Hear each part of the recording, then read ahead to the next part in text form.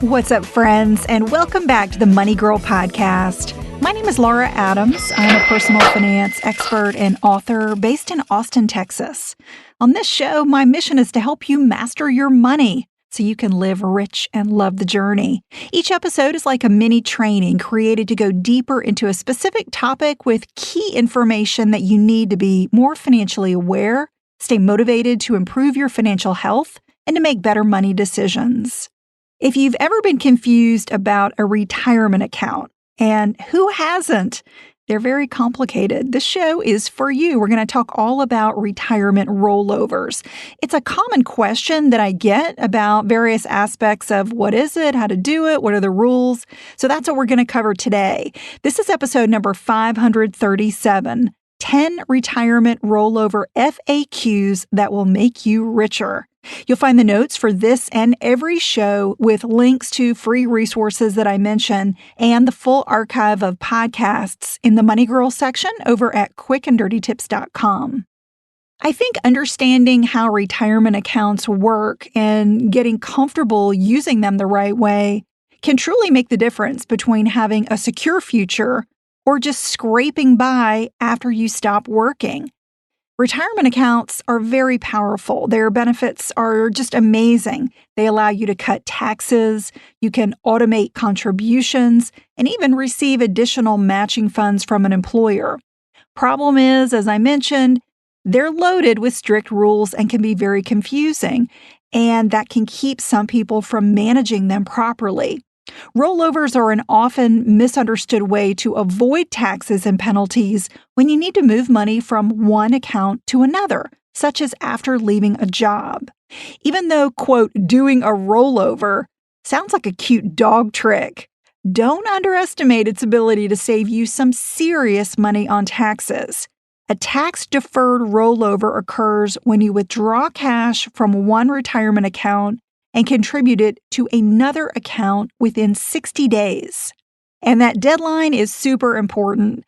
When handled correctly, doing a rollover is the best way to move money between accounts.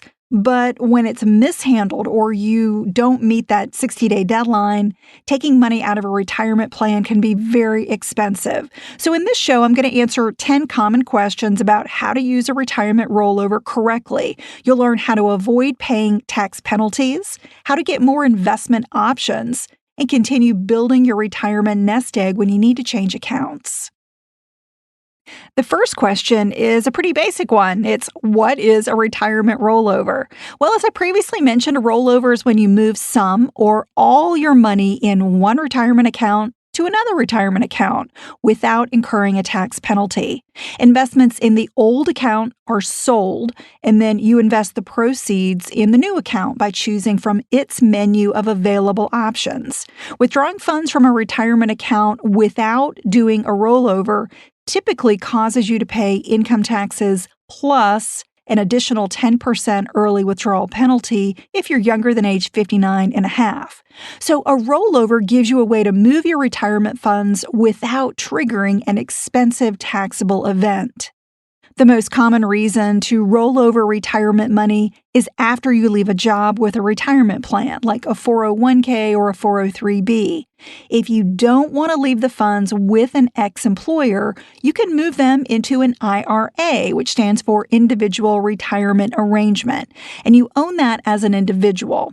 Even though it's very different than a 401k, doing a rollover to an IRA within 60 days will not trigger income tax or a penalty, and your new earnings in the account will grow tax-deferred just like they did in your old plan at work. Question number 2, how do you do a retirement rollover? Well, let's say you plan to leave a job with a 401k and you want to move your funds into a traditional IRA. As soon as your employment ends, there are 3 simple steps to complete a rollover. Number 1, you've got to open a new traditional IRA if you don't already have one. So that's the first step.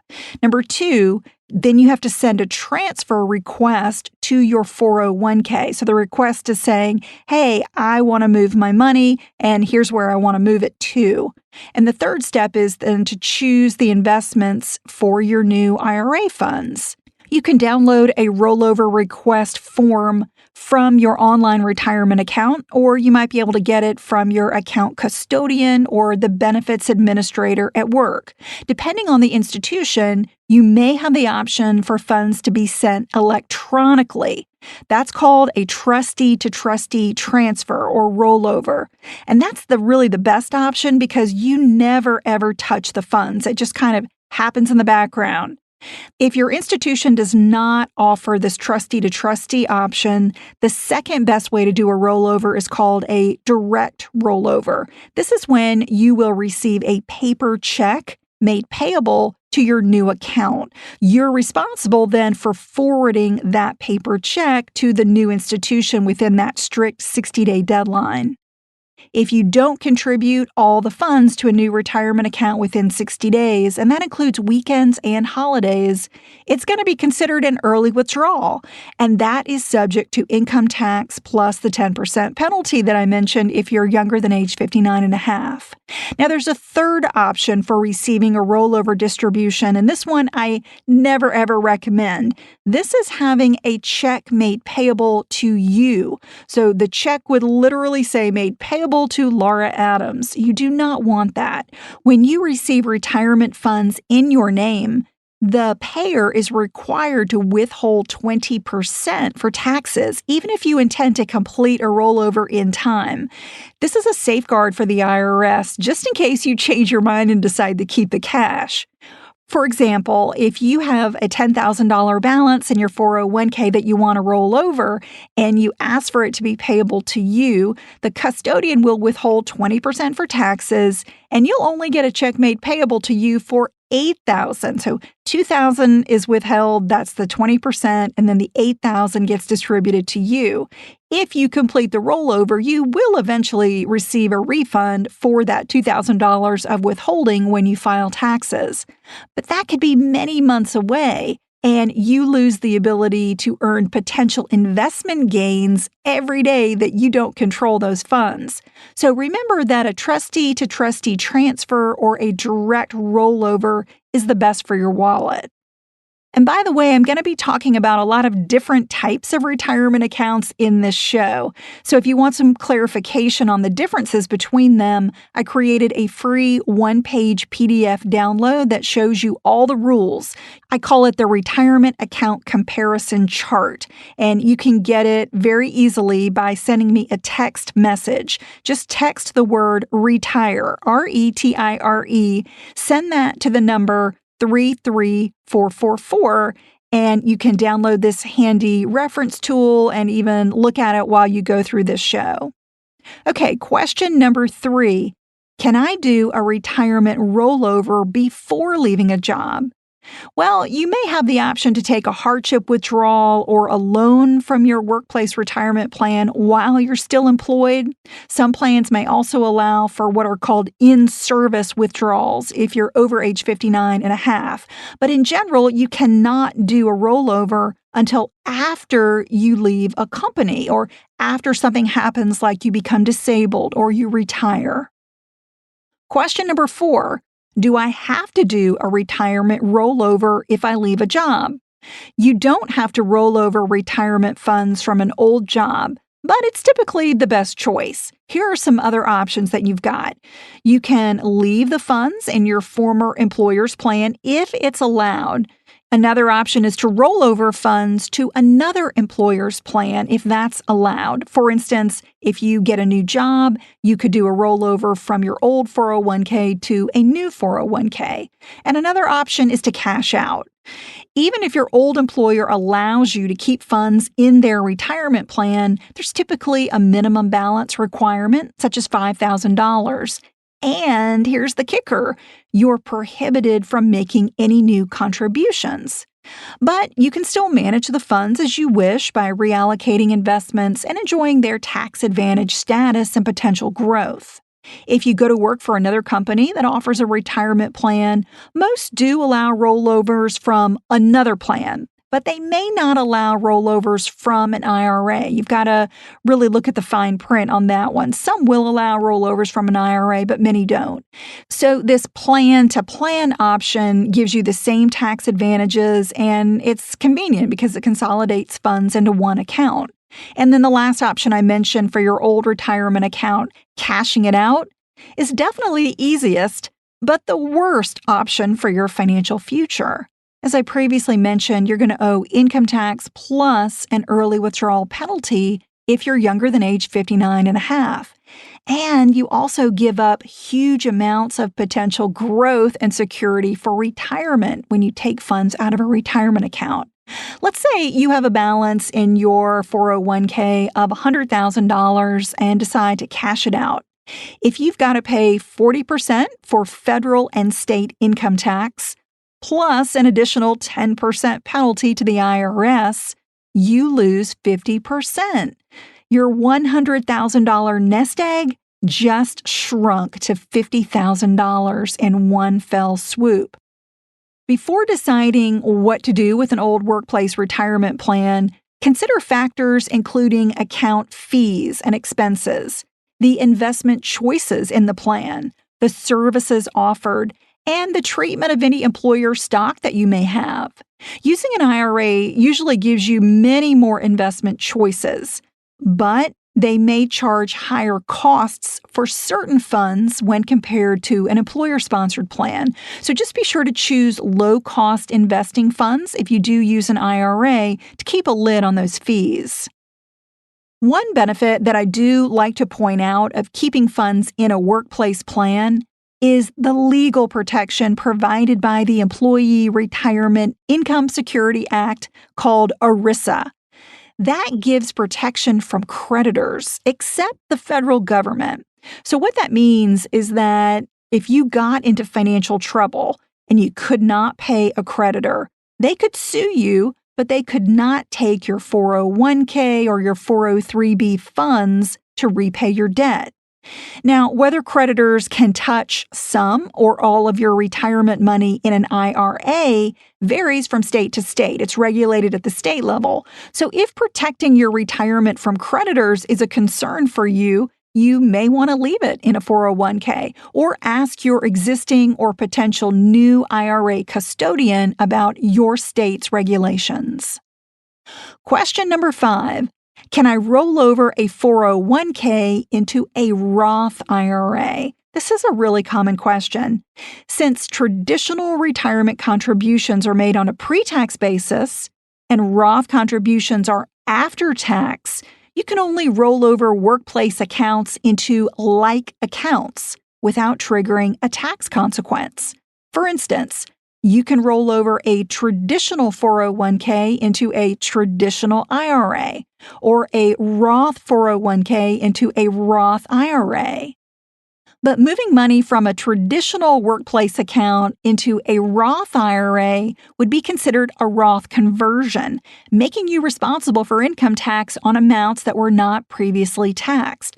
So I generally do not recommend doing a Roth conversion because it can result in a huge tax liability.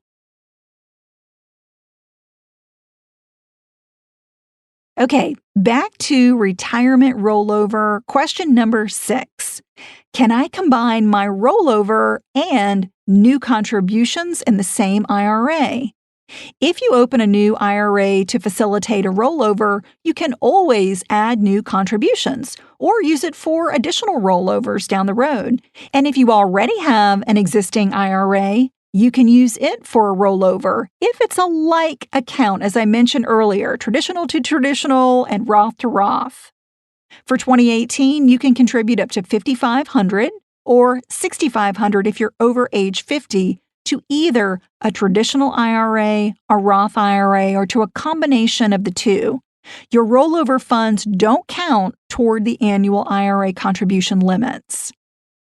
Question number 7. How often can you do a retirement rollover? The only rollover restriction is when you move money from one IRA to another IRA, which you can only do one time per year. But there are no restrictions on how often you can do certain transactions, and these include rollovers from a workplace plan to an IRA. So there's no limit on those. Rollovers from a workplace plan to another workplace plan. Rollovers from a traditional IRA to a Roth IRA. That's known as a Roth conversion, where you've got to pay taxes on any amounts that were not previously taxed. And there's no limit on doing trustee to trustee transfers from one IRA to another IRA. So if you request a trustee to trustee transfer or a direct rollover where funds are never put in your name, there's no limit to how often you can roll over your money. Question number 8. Do I have to report a rollover on my taxes? When you complete a timely rollover, you're going to receive 2 tax forms at the end of the year. The Form 1099-R shows that you took a distribution from a retirement plan, and then Form 5498 reports that you made a rollover contribution. And even if no portion of your rollover is taxable, you still need to submit those forms with your tax return. Question number 9. Can I do a Roth rollover if I earn more than the annual limit? This is a great question. Doing a retirement rollover is different than making an account contribution. So the annual income thresholds that make high earners ineligible to contribute to a Roth IRA do not apply when we're talking about a rollover.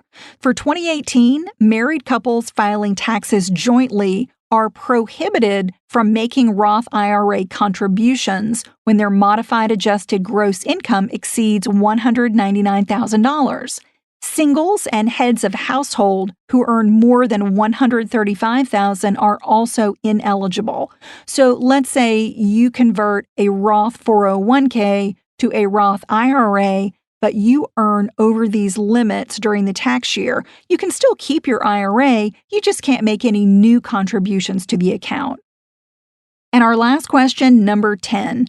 Can I roll over a 401k with pre- and post-tax money in it?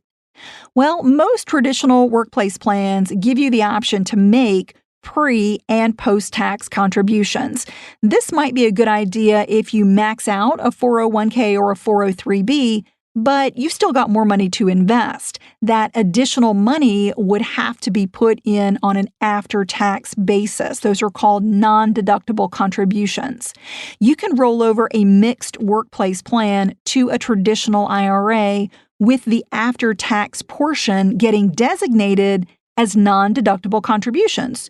Or another option is you could roll over the after-tax portion into a Roth IRA without triggering any tax consequences. But as I mentioned earlier, any amounts in a traditional retirement account that have not been taxed can't go into a Roth account unless you pony up for all the income taxes due. If you choose to maintain non-deductible contributions in a traditional IRA, make sure you report it properly using Form 8606 and discuss it with the account custodian. It's really important to keep track of the after-tax amount so that you don't pay tax on it twice when you take distributions in retirement. So when you're thinking about the best place for your retirement rollover, you want to think about how much flexibility that you want, the legal protections you want, the quality of your old plan, your income, and whether you have a new retirement plan that accepts rollovers. The goal is to position your retirement money where you can keep it safe and allow it to grow using low-cost, diversified investment options. If you have questions about doing a rollover, go straight to your retirement plan custodian for advice. They can walk you through the process to make sure you don't break the rules and end up with a botched, expensive rollover.